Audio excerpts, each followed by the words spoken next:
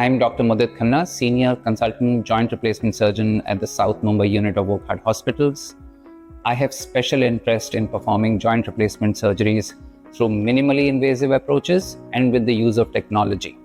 Today, I'm very excited to share with you our Mako robotic system, which is the robot that we use to perform robotic joint replacement surgeries. So let me walk you over through what a robotic joint replacement surgery really entails. We can perform a robotic surgery not just for the knee, we can perform it also for the hip, even for the spine. There are a number of applications of robotics in orthopedic surgery.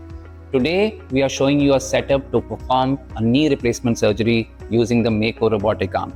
So come, let's see what this system entails. Essentially, the robot is composed of three components.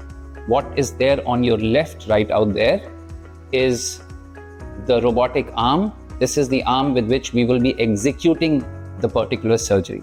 But where does this arm get its information from? So we've got a main guidance module here. This is where all the surgery is planned, where we try to exactly match the components to the patient's native anatomy and then try to reproduce that anatomy on that patient.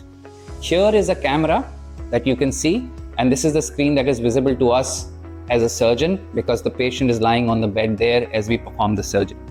The patient has a set of arrays that communicate with the camera and give dynamic or real-time information about what is happening to the knee to the guidance module, where all that information is fed. We then use that information to modify our preoperative plan and to execute it to perfection on the patient for that particular patient. The precision offered by the robotic system is up to 0.5 millimeters, definitely less than a millimeter.